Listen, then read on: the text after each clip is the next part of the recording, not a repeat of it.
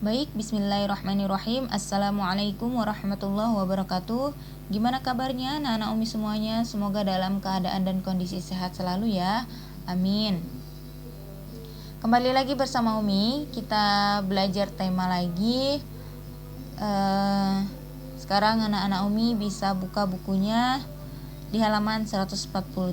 Buku tema di halaman 143. Oke, baik, sudah. Oke, kalau sudah, yuk mari kita baca wacana yang ada di sini ya anak-anak Umi. Sekarang kita sudah memasuki subtema 4 mengenai pertumbuhan dan perkembangan tumbuhan. Yuk kita baca yuk. Tumbuhan memiliki banyak manfaat bagi kehidupan manusia. Kegiatan menjaga dan melestarikan tumbuhan sama dengan menjaga alam sekitar. Salah satu kegiatan menjaga alam yang bisa kita lakukan adalah merawat tumbuhan. Jumlah tumbuhan meningkat karena berkembang biak. Perkembangbiakan tumbuhan dapat terjadi secara alami dan dengan bantuan manusia. Sesungguhnya Tuhan telah mengatur perkembangan tumbuhan dengan sangat baik. Perkembangbiakan tumbuhan penting untuk memenuhi kebutuhan manusia dan hewan. Nah, jadi anak-anak Umi, kita makhluk yang ada di muka bumi ini adalah makhluk simbiosis mutualisme, saling menguntungkan, membutuhkan satu sama lain. Kita sebagai manusia, kita membutuhkan tumbuhan dan hewan juga membutuhkan manusia dan tumbuhan, dan sebaliknya, tumbuhan juga membutuhkan manusia dan hewan. Oke, baik, kita next ya ke halaman selanjutnya. Anak-anak Umi bisa buka bukunya di halaman 144. Kita masuk ke pembelajaran 1. Nah, kita perhatikan gambar di sini. Di sini ada gambar pohon pisang, terus di sini ada gambar ubi atau talas, terus ada gambar apa lagi nih? Ini umbi-umbian, ya kan? Anak-anak Umi bisa perhatikan gambarnya. Yuk kita baca yuk sama-sama pertumbuhan tanaman. Tanaman sama dengan makhluk hidup lainnya yang mengalami pertumbuhan. Makhluk hidup lainnya itu seperti apa? Seperti hewan, seperti manusia. Manusia kan juga mengalami pertumbuhan kan, berkembang terus, bertumbuh terus. Hewan pun seperti itu dan tumbuhan pun seperti itu. Tanaman pun memiliki daur hidup dan cara yang berbeda dalam perkembangbiakan. Ada tanaman yang mengalami perkembangbiakan secara alami. Ada juga tanaman yang mengalami perkembangbiakan secara buatan. Oh ya, Umi mau nanya ini, kira-kira anak-anak Umi masih ingat nggak? Kemarin kita itu sudah mempelajari daur hidup hewan. Hewan-hewan apa saja ya kira-kira yang kita sudah pelajari? Ya, ada yang masih ingat? Nyamuk Umi katanya. Oke, good, benar nyamuk. Terus apa lagi ya? Ayam Umi, bener ayam. Dan ada satu lagi yaitu kupu-kupu, bener, pintar. Next yuk kita ke halaman 145. Nih, kita baca lagi. Perkembangbiakan alami dapat dengan biji atau tunas. Selain itu dapat juga dengan umbi atau spora. Contoh tumbuhan yang berkembang biak secara alami dengan biji adalah pohon mangga, jeruk, dan semangka. Tanaman yang berkembang biak dengan tunas contohnya pohon pisang, bambu, dan cocor bebek. Perkembangbiakan buatan adalah proses perkembangbiakan tumbuhan dengan bantuan manusia. Salah satu contoh perkembangbiakan tumbuhan dengan bantuan manusia adalah pencangkokan. Nanti kalau anak-anak Umi belum paham apa itu cangkok, anak-anak Umi bisa lihat tuh di YouTube atau di media apapun. Gimana sih cangkok itu, pencangkokan itu. Nah, di situ ada prosesnya. Di YouTube pasti ada.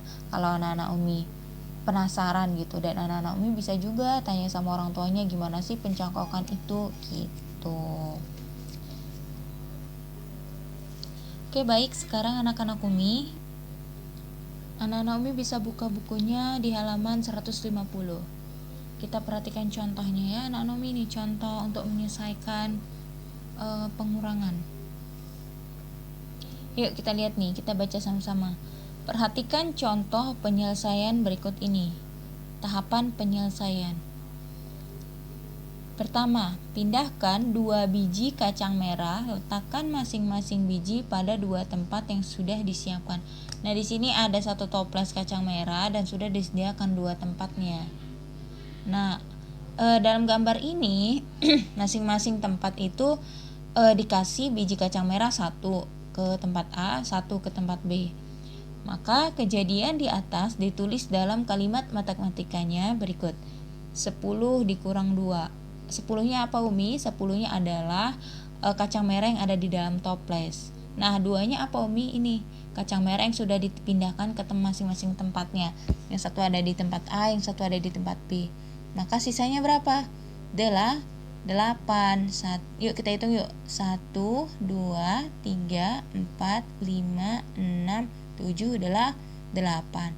Yang tadinya 10, tapi karena udah 2 dipindahkan, maka jadinya adalah 8. Nomor 2. Pindahkan 2 biji kacang merah lagi, masing-masing 1 biji pada setiap tempat. Kita pindahkan lagi, tadi sudah kita pindahkan 2 ke masing-masing tempat. Kita sekarang pindahkan 2 lagi ke masing-masing tempatnya. Ada tempat A, ada tempat B. Maka kejadian tersebut ditulis, tadi kan 8 nih di sini sisanya.